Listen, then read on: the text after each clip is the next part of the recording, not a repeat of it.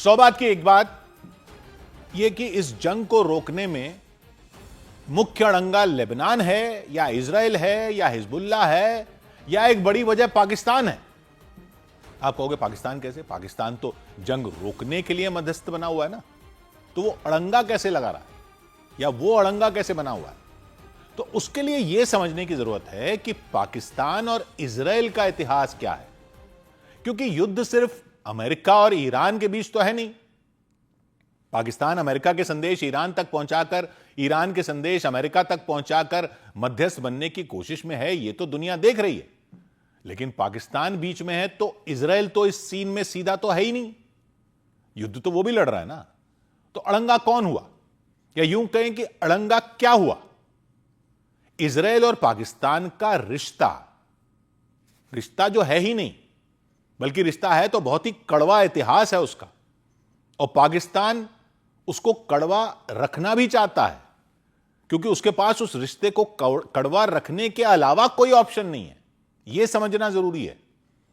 पूरी दुनिया में दो देश अपने आप नहीं बने, अपने आप इतिहास के बदलावों के साथ वजूद में नहीं आए। पूरी दुनिया में दो ही देश ऐसे हैं जो अलग से जमीन अलॉट करके एक तरह से एक धर्म के नाम पर बनाए गए। अंग्रेज अपने राज को दूसरी वर्ल्ड वॉर के बाद समेटने में जाते जाते धर्म के नाम पर ये दो देश बनाकर गए। अरब में यहूदियों को अलग देश देने के नाम पर नक्शे पर इजराइल बना दिया, भारत में मुसलमानों को अलग देश देने के नाम पर पाकिस्तान बनाकर गए। तो धर्म के नाम पर पूरी दुनिया में सिर्फ ये दो देश बने थे। पाकिस्तान 14 अगस्त 1947 को ब्रिटिश भारत से अलग होकर मुसलमानों के लिए बनाया गया। इजराइल 14 मई 1948 को ब्रिटिश नियंत्रित फिलिस्तीन से अलग होकर यहूदियों के लिए बनाया गया। दोनों के जन्म का आधार धर्म था। पाकिस्तान ने अपनी पहचान इस्लामी राष्ट्र की बनाई, इजराइल ने अपनी पहचान यहूदी राष्ट्र की बनाई। लेकिन शुरू से ही, दोनों देशों के जन्म से ही उनके बीच एक दीवार खड़ी हो गई थी, जो आज भी 2026 के युद्ध विराम की बातचीत में समस्या पैदा कर रही है। यह कहानी शुरू हुई 1947 में। संयुक्त राष्ट्र में यानी यूएन में फिलिस्तीन को दो हिस्सों में बांटने की योजना पर चर्चा हो रही थी।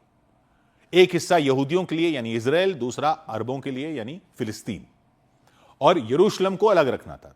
ये प्रस्ताव था। पाकिस्तान अभी नया नया बना था, वो अभी मोटे तौर पर इसी सिद्धांत पर बना था कि भारत में एक हिस्सा मुसलमानों के लिए अलग करके पाकिस्तान बना था। लेकिन वो सिद्धांत जिन्ना ने इजराइल के लिए नहीं माना। खुद तो मुसलमानों के लिए धर्म के आधार पर देश मांग रहे थे, लेकिन यहूदियों के लिए इजराइल बनाने की योजना का उन्होंने यूएन में विरोध कर दिया था।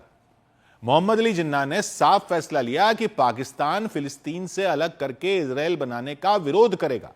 टू नेशन थ्योरी का वहां विरोध कर दिया उन्होंने। पाकिस्तान के विदेश मंत्री होते थे सर जफरुल्लाह खान।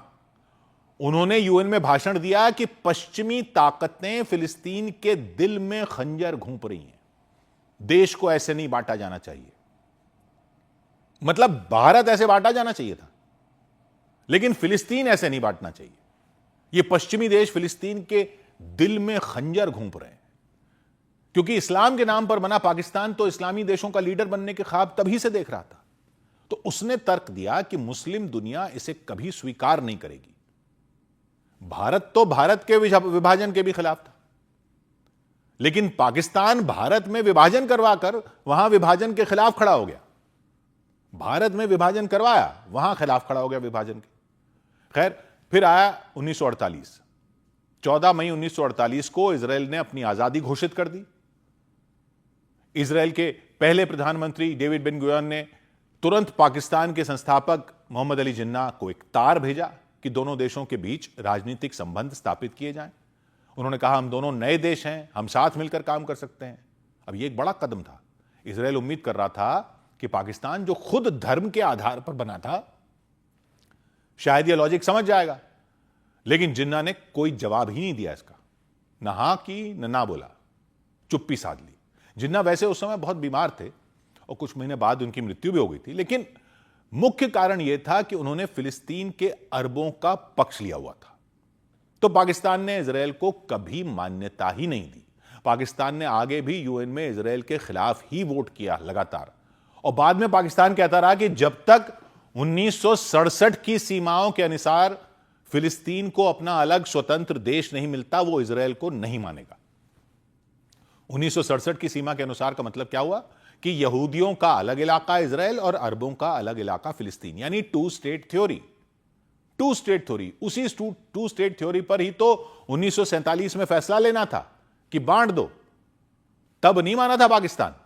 बाद में जब पूरा ही इजराइल बन गया तो यह स्टैंड हो गया कि पाकिस्तान का कि अब दोनों में बांट दो। खैर यह स्टैंड बहुत देशों का था, अकेले पाकिस्तान का नहीं था।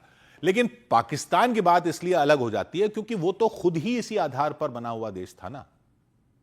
वो भी तो धर्म के आधार पर बना था, टू नेशन थ्योरी पर बना था।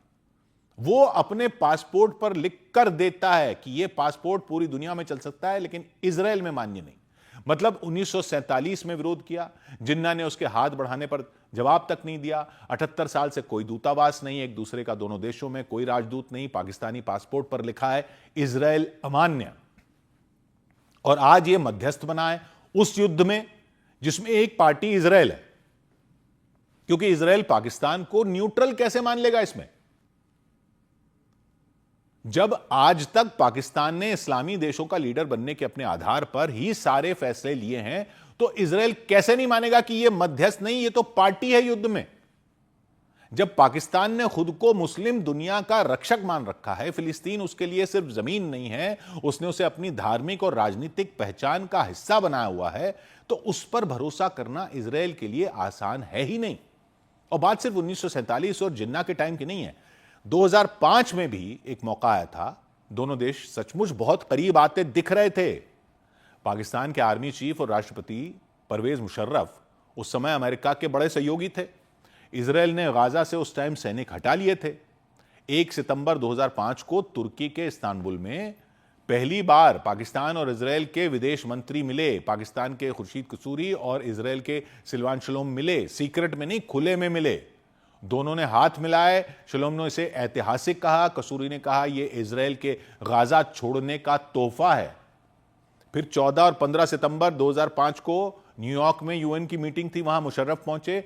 इजराइल के प्रधानमंत्री एरियल शरोन से उन्होंने हाथ मिलाया। दिखाया तो उन्होंने ऐसे जैसे कि ये कोई प्लान की हुई मीटिंग नहीं थी, दोनों यूएन में आमने सामने पड़ गए तो हाथ मिला लिया, लेकिन हाथ मिलाया।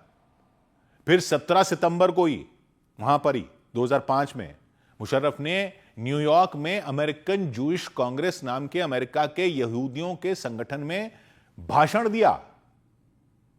उन्होंने कहा पाकिस्तान और इजराइल के बीच कोई सीधा झगड़ा नहीं है, हम इजराइल को कोई खतरा नहीं मानते, इजराइल को भी हमसे कोई खतरा नहीं है।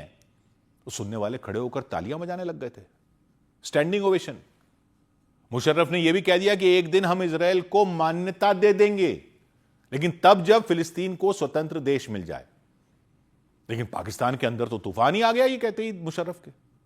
पाकिस्तान की धार्मिक पार्टियां, जमात इस्लामी वगैरह, वो सड़कों पर उतर आई कि मुशर्रफ तो इजराइल का गुलाम बन गया। मीडिया में आलोचना शुरू हो गई कि इस्लामी देश का नेता यहूदियों के साथ हाथ कैसे मिला रहा है।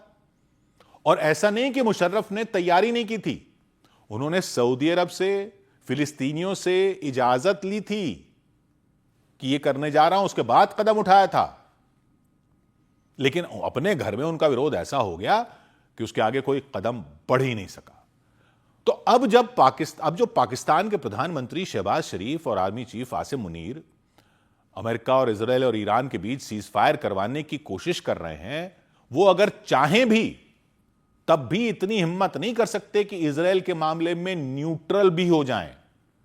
नजदीक आना तो दूर की बात है इजराइल के, वो न्यूट्रल भी नहीं दिख सकते इजराइल के सामने। नहीं तो जो उन्होंने अपनी जनता को जिन्ना के टाइम से पट्टी पड़ाई हुई है, वो जनता ही उन्हें नोच खाएगी। मुशर्रफ ने थोड़ी सी ही कोशिश की थी, उसके बाद से उनकी ताकत ही खत्म होती चली गई थी पाकिस्तान में। तो लेबनान सीज फायर का हिस्सा था या नहीं था, वो असली कहानी क्या थी पता ही नहीं चलेगा, क्योंकि इजराइल से तो पाकिस्तान ने सीधी बात की ही नहीं।